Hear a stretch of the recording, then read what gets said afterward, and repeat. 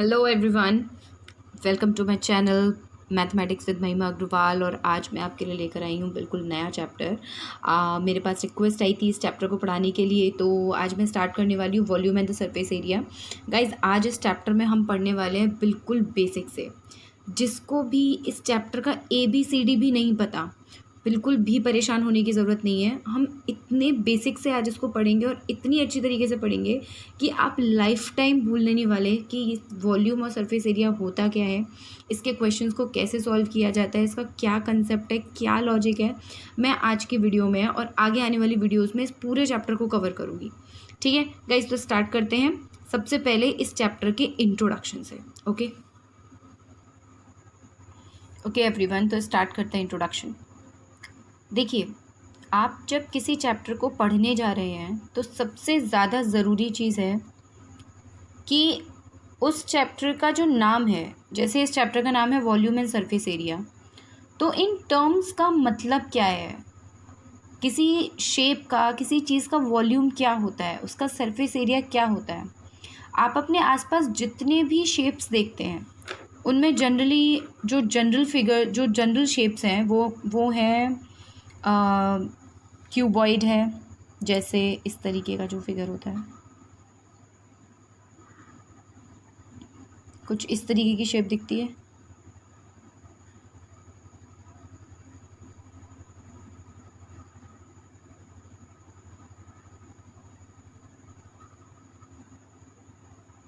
ठीक है, क्यूब या क्यूबॉइड है, या फिर आपका हेमीस्फेरिकल है कुछ इस तरीके का, या फिर आपका सिलेंड्रिकल है। ये सारे फिगर्स दिखते हैं आपको, चाहे आपका घर का सिलेंडर हो, चाहे आपका पानी पीने का ग्लास हो, आपकी नॉर्मल खाने वाले बर्तन हो, या फिर कोई कंटेनर हो जिसमें आपकी मम्मी वगैरह सामान रखती हैं। ठीक है, तो ये जनरल शेप्स होती हैं जो यहाँ पे आपको देखने को मिलती हैं। अब वॉल्यूम क्या होता है, मान लीजिए मेरा कोई कंटेनर इस सिलेंड्रिकल शेप का है और मैंने इसके अंदर कुछ भी, मान लीजिए कोई लिक्विड, पानी या सॉलिड, कुछ भी मैंने इसके अंदर फिल किया हुआ है, तो जो अमाउंट इसके अंदर फिल किया जा सकता है इसके अपर मोस्ट लेवल तक जो अमाउंट इसके अंदर फिल किया जा सकता है वो इसका वॉल्यूम कहलाता है। क्लियर है? यानी that quantity of the substance which can acquire a space into that shape is called the volume of that particular shape। जैसे ये आपका क्यूबॉइड हो गया, ये आपका हेमीस्फेरिकल हो गया, ये आपका सिलिंड्रिकल हो गया। तो इस तरीके की जो शेप के अंदर जो क्वांटिटी आप उसके अंदर फिल कर सकते हो वो उसका वॉल्यूम कहलाता है। ठीक है, समझ में आ गया वॉल्यूम का मतलब क्या होता है। वॉल्यूम मतलब एक कोई भी शेप जो अंदर से हॉलो है, उसके अंदर जो भी अमाउंट भरा जा सकता है उसकी जो क्वांटिटी है वो उसका वॉल्यूम कहलाता है। क्लियर है? कोई डाउट इस बात में? ठीक है, अब आते हैं सरफेस एरिया पे। ओके, तो अब हम आते हैं सरफेस एरिया पे। सरफेस एरिया क्या होता है, आप अपने आसपास कई सारे फिगर्स देखते होंगे, कई सारे ऑब्जेक्ट्स देखते होंगे। तो सरफेस को देखो हिंदी में क्या बोलते हैं, सतह। सतह यानी उसका एक सरफेस, मतलब जो चीज़ है उसके जो पार्ट आपको दिखाई दे रहा है, जो सतह उसकी आप छू सकते हो, देख सकते हो, वो उसका सरफेस है। ठीक है, जैसे ये एक क्या है, रेक्टेंगल है, तो रेक्टेंगल का ये हो गया सरफेस। इस लेंथ ये हो गई इसकी लेंथ और ये हो गई इसकी ब्रेथ। तो इस लेंथ और ब्रेथ के अंदर जो एरिया कवर हो रहा है वो हो गया आपका सरफेस एरिया। सिमिलरली ये एक सर्कुलर फिगर है जिसकी सतह क्या है, जिसकी सरफेस क्या है, सर्कुलर है।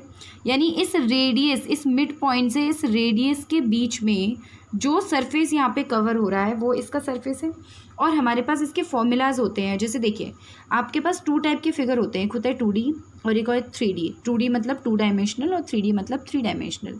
अब डायमेंशंस क्या होते हैं, जैसे ये एक सरफेस है, इस सरफेस को मापने के लिए, इसको मेजर करने के लिए आपको 2 क्वांटिटीज़ चाहिए, एक इसकी लेंथ और दूसरी इसकी ब्रेथ। कितनी क्वांटिटीज़ यहाँ पे यूज़ हो रही हैं, 2 क्वांटिटी, एक लेंथ और दूसरी ब्रेथ। यहाँ पे आपकी कितनी क्वांटिटी यूज़ हो रही है, R। क्वांटिटी एक है, लेकिन बेसिकली इसको दो काउंट किया जाता है क्योंकि इसकी कुछ ना कुछ लेंथ भी है और इसकी कुछ ना कुछ ब्रेथ भी है। वो बात अलग है कि इसकी लेंथ और ब्रेथ इक्वल होती है, ठीक है, इसको हम डायामीटर बोलते हैं। तो ये दोनों क्या है, 2D फिगर्स कहलाते हैं, ठीक है। तो जो सरफेस इसमें कवर हो रहा है वो हो गया सरफेस एरिया। इसके एरिया निकाल लेते हैं हम L/B करके। सिमिलरली इसका एरिया निकाल लेते हैं πr² करके। पाई एक कांस्टेंट इसमें यूज़ किया जाता है। अब 3D फिगर्स क्या होते हैं और 3D फिगर्स का सरफेस एरिया क्या होता है? तो सिंपल सी बात है, कुछ भी कन्फ्यूजन नहीं है। जैसे यहाँ पर तो आपको एक सरफेस दिखाई दे रहा था, अब इस 3D फिगर में इस लेंथ और ब्रेथ के साथ एक क्वांटिटी और ऐड होती है जिसको बोला जाता है हाइट। इसको मैं आपको एक एग्जांपल देके बताऊंगी अभी। जैसे यहाँ पर अगर आप इस फिगर को लाइव देखेंगे, जैसे देखिए मैं एग्जांपल देती हूँ, ये एक डस्टर है और इस डस्टर का शेप क्या है? इस डस्टर का शेप है रेक्टेंगुलर, ठीक है। तो मैंने देखो इसके सरफेसेस को नंबरिंग कर दिया है, ठीक है। जैसे ये है सरफेस नंबर 1, ये है सरफेस नंबर 2, ये है सरफेस नंबर 3, ये सरफेस नंबर 4, ये सरफेस नंबर 5 और ये सरफेस नंबर 6, ठीक है। अब देखो कोई सरफेस रह तो नहीं गया। सरफेस मतलब एक सतह, एक इसका पार्ट, एक हिस्सा, ठीक है। तो ये जो पूरा डस्टर है, ये जो पूरी शेप है, इसके अंदर मुझे दिखाई दे रहा है कि इसके अंदर 6 सरफेसेस हैं। अगर मैं हर एक सरफेस का एक इंडिविजुअल एरिया निकाल लूँ, जैसे इसका एरिया क्या होगा, इसकी ये वाली लेंथ और इसकी वाली ब्रेथ इनटू, ठीक है। इसका एरिया क्या होगा, इसकी ये वाली हाइट और इसकी ब्रेथ, सिमिलरली इसका। अब यहाँ पे जो ऑपोजिट सरफेस आपको दिखाई दे रहे हैं, ये 3 और 1, 5 और 6 और 2 और 4, ये सारे सरफेसेस कैसे हैं? इक्वल हैं। तो क्यूबॉइड में या क्यूब में ये कंडीशन होती है कि जो ऑपोजिट सरफेसेस होते हैं वो इक्वल होते हैं।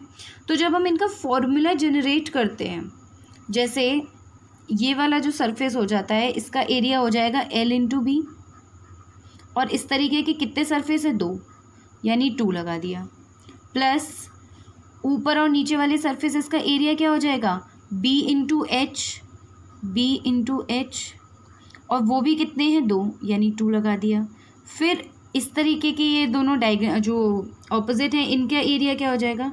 इनका हो जाएगा L/H और ये भी कितने हैं? 2, यानी यहाँ पे भी 2 लगा दिया जाएगा। इसका मतलब क्या हो गया? इसका 2 तीनों में से अगर कॉमन ले लिया जाए तो यहाँ पर फॉर्मूला बन जाता है 2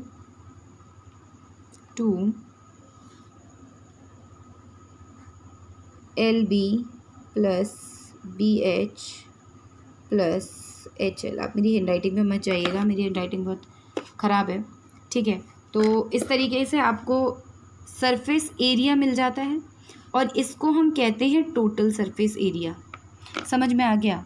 सरफेस एरिया का मतलब क्या है बेसिकली, वो मैं आपको बताना चाह रही हूँ, ठीक है। तो आज की वीडियो में हम खाली 2 फिगर पढ़ेंगे क्योंकि हमारे सिलेबस में अब 3D फिगर्स हैं। 8th क्लास तक आपने 2D फिगर्स पढ़े और अब आपको 3D पढ़ना है। तो today I will discuss only 2 figures, that is cube और क्यूबॉइड, जिसमें से क्यूबॉइड का अभी मैंने आपको टोटल सरफेस एरिया बता दिया है। क्यूबॉइड होता क्या है, मैं बेसिक से बताना शुरू करती हूँ, ठीक है। ओके, तो मैं अभी आपको समझाऊंगी कि बेसिक डिफरेंस क्या होता है क्यूब और क्यूबॉइड में। देखो आपको फिगर दिखाई दे रहे हैं दोनों, ऊपर वाला जो फिगर है वो है क्यूबॉइड और नीचे वाला जो फिगर है वो है क्यूब। डिफरेंस क्या होता है, यहाँ पे आपको दिख रहा है कि लेंथ बराबर मैंने लिखा है 6 सेंटीमीटर, ब्रेथ लिखी है 8 और हाइट लिखी है 2, जबकि क्यूब में मैंने लिखा है सिर्फ side is equals to 5 centimetre. इसका मतलब ये होता है कि क्यूब में लेंथ, ब्रेथ और हाइट तीनों अलग अलग होती हैं, या ऐसा भी हो सकता है कि लेंथ और ब्रेथ सेम हो और हाइट डिफरेंट हो, उस केस में भी हम उसे क्यूबॉइड ही बोलते हैं। लेकिन क्यूब एक ऐसा फिगर है जिसमें आपकी लेंथ, ब्रेथ और हाइट तीनों ही इक्वल होती हैं, ठीक है। जैसे इसके कुछ एग्जाम्पल होते हैं, जैसे आपका जो स्क्वायर होता है, जिसको हम डाइस बोलते हैं, पासा, लूडो खेलते टाइम जो हम पासा यूज़ करते हैं डाइस, वो एक क्यूब शेप होता है, ठीक है। आइस कभी कभी क्यूबॉइड दोनों ही तरीके की हो सकती है, ठीक है, जो हम एक गेम वाला स्क्वायर वाला गेम खेलते हैं कलर्स वाला, उसमें भी जो क्यूब होता है उसको हम क्यूब बोलते हैं, वो प्रॉपर क्यूब होता है। ठीक है, और क्यूबॉइड के एग्जाम्पल तो आप कहीं भी देख सकते हो, आपकी बुक है, आपका कोई भी कंटेनर है वो क्यूबॉइड शेप का हो सकता है। जैसे ये डस्टर है, ये एक क्यूबॉइड शेप है। ठीक है, ये मैं आपको बता चुकी हूँ। ठीक है, अब मैं आपको बताऊँगी कि इनका टोटल सरफेस एरिया और इनका लेटरल सरफेस एरिया क्या होता है और हम कैसे फाइंड आउट करते हैं। ओके, देखिए आप ज़रा फोकस करिए क्यूबॉइड के ऊपर।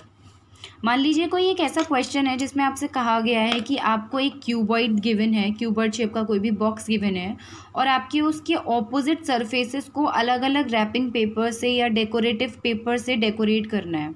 ठीक है, तो you have to find out कि आपको कितना पेपर यूज़ होगा। ठीक है, उसका एरिया बताना है।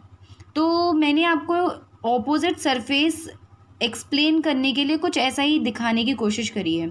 मैंने इसके यहाँ पे जो ऑपोजिट सरफेसेस हैं यहाँ पर लाइनिंग्स कर दी है ताकि आपको समझ में आए कि ये दोनों सरफेस आपस में ऑपोजिट सरफेस है। सिमिलरली मैंने यहाँ पे सर्कल्स की हैं ताकि समझ में आए कि ये दोनों सरफेस आपके ऑपोजिट सरफेस है, और मैंने आगे वाला सरफेस और पीछे वाला सरफेस ब्लैंक छोड़ दिया है। जैसे एक टीवी का डिब्बा होता है ना, उस तरीके से आप इसको समझ सकते हो कि एक आगे वाला सरफेस है, एक पीछे वाला सरफेस है, और बाकी इसकी 4 वॉल्स हैं। क्लियर है, एकदम समझ में आ रहा है, बिल्कुल साफ समझ में आना चाहिए ये चीज़। ठीक है, अब देखिए, अब मुझे अलग अलग सरफेस का क्या निकालना है, एरिया निकालना है। एक होता है लेटरल सरफेस एरिया गाइस, और एक होता है टोटल सरफेस एरिया। तो लेटरल और टोटल को आप इस बात से समझिए कि मान लीजिए आपका रूम है, जिस रूम में आप बैठे हैं वो भी बेसिकली क्यूबॉइड होता है शेप में। ठीक है, उसके अंदर भी 6 सरफेस होते हैं, 4 वॉल होती हैं, एक आपकी सीलिंग होती है और नीचे एक फ्लोर होता है। ठीक है, अगर आप अपने सरफेस में से, अपने रूम के सरफेस में से सिर्फ 4 दीवारों को काउंट करें, 4 वॉल्स को काउंट करें, तो वो आपकी हो जाती है लेटरल सरफेस एरिया। अगर ये मेरा जितना ये वाला पार्ट है जिस पे मैंने शेड किया हुआ है या सर्कल किया हुआ है, इसको कंसीडर करूँ तो ये हुआ आपका लेटरल सरफेस एरिया। तो इस केस में मुझे क्या करना पड़ेगा, ये हो गई लेंथ और ये हो गई ब्रेथ। तो इस केस में मुझे क्या करना पड़ेगा कि मुझे b इंटू एच निकालना पड़ेगा और l इंटू एच निकालना पड़ेगा। दोनों ही केसेस में h क्या है, कॉमन है। अगर मैं बात करूँ, देखिए लेटरल सरफेस एरिया की, लेटरल सरफेस एरिया की, तो उस केस में मेरे पास h कॉमन है। ये 2 सरफेस होगा यानी 2 into L into H plus 2 into B into H. Clear है, समझ आ रहा है। तो इस केस में 2 और h दोनों ही कॉमन है, मैं 2 और h दोनों को ही बाहर निकाल लूँ, और यहाँ पे क्या बचा l और यहाँ पे क्या बचा b। यानी ये आपका फॉर्मूला बन गया किसका, lateral surface area of cuboid. Lateral surface area जब आपको 4 दीवारों का, 4 sides of the cuboid, sides नहीं वॉल्स ऑफ द क्यूबॉइड को कैलकुलेट करना है, एरिया कैलकुलेट करना है। ठीक है, और नेक्स्ट आपका आ जाता है टोटल सरफेस एरिया, जिसको हम बोल देते हैं TS है शॉर्ट में। ठीक है, तो इसका निकालने के लिए क्या होगा, अगर मैं इस पूरे सरफेस में ये आगे वाला सरफेस यानी आपके रूम के अकॉर्डिंग देखा जाए तो फ्लोर और सीलिंग को अगर ऐड कर दूं तो वो आपका टोटल सरफेस एरिया हो जाएगा। यानी कि मुझे उसमें ऐड क्या करना होगा, 2 इंटू एल इंटू बी, और प्लस मेरा एज इट इज़ ये वाला रहेगा 2 इंटू, इसको मैं इस तरह लिख देती हूँ, h इंटू एल और plus 2 into H into B.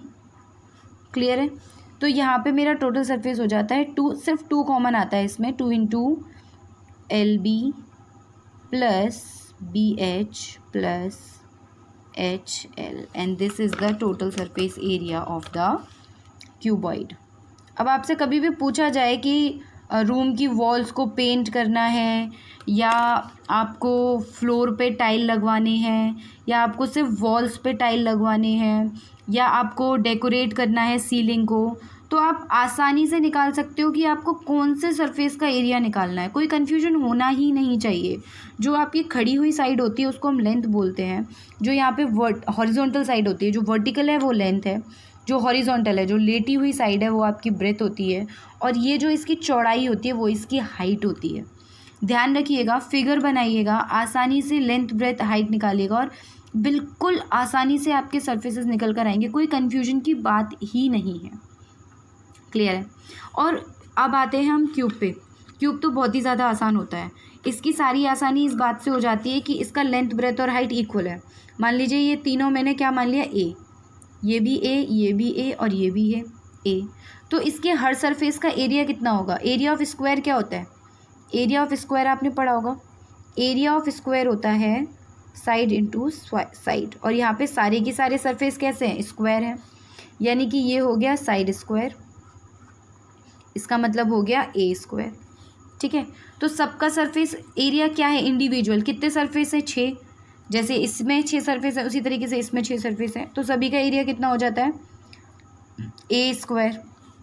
जब मैं बात करूँगी 4 सरफेस की, तो आपका लेटरल सरफेस एरिया, इस केस में आपका लेटरल सरफेस एरिया हो जाएगा 4 सरफेस यानी कि 4a स्क्वायर, और टोटल सरफेस एरिया हो जाएगा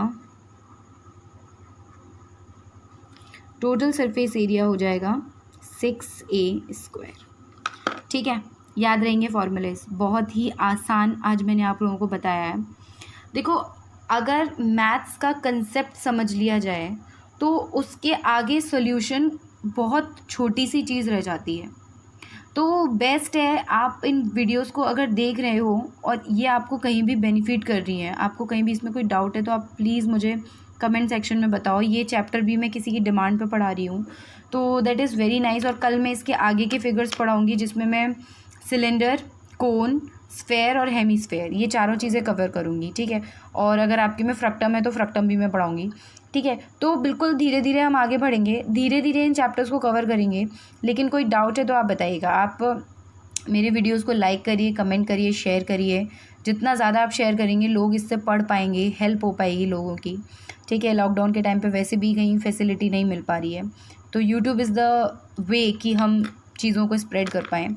और सेकेंड थिंग कि सब्सक्राइब करिए ताकि आपको नए वीडियोस जल्दी जल्दी मिल पाए। और मैं डेली बेसिस पे ये वीडियोस बना के अपलोड कर रही हूँ, तो प्लीज़ फॉलो माय चैनल। और कोई और डाउट है तो आप मेरा टेलीग्राम चैनल भी डिस्क्रिप्शन में जाके देख सकते हैं। वहाँ से आप सिंप्लीफाई मैथ्स करके चैनल है, आप वहाँ पे जाके मेरी वीडियोस को आसानी से देख सकते हैं।